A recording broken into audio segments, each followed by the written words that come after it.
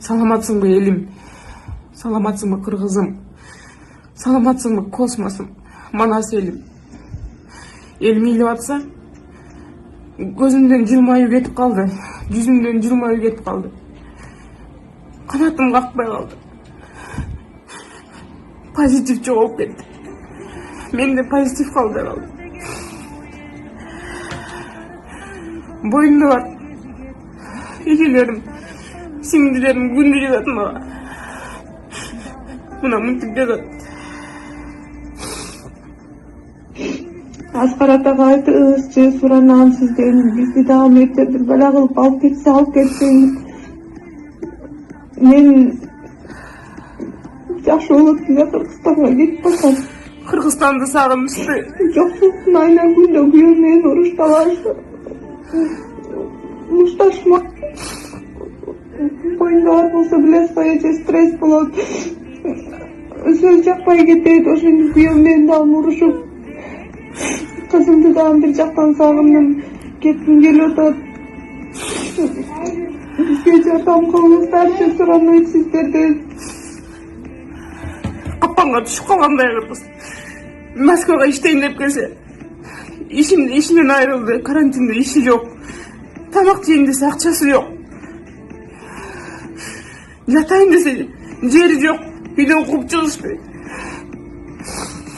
Талада калды кыргыз. Эң баалуу, эң чыган, эмгекчил, мээнеткеч мигрант кыргыз. Талада калды.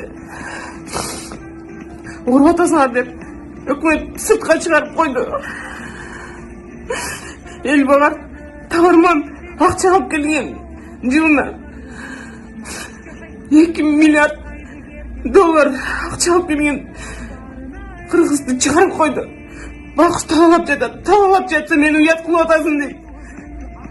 Кыргыздын патриоттору барбы? Аскар Салымбеков атам барбы? Жамар Акаев боорум барбы?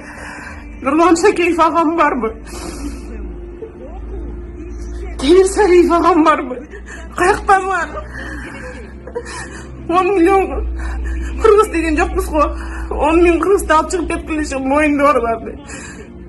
Көп балаларды, ата апаларды алып чыгып кеткилеши колуңардан келет го. Сүйлөшкүлөчү Назарбаев менен, Путин менен сүйлөшкүлөчү. Силер сүйлөшпөсүңөр, мен сүйлөшөйүн. Мен чыгайын. Силер намыстанбасаңар, мен намыстанайын.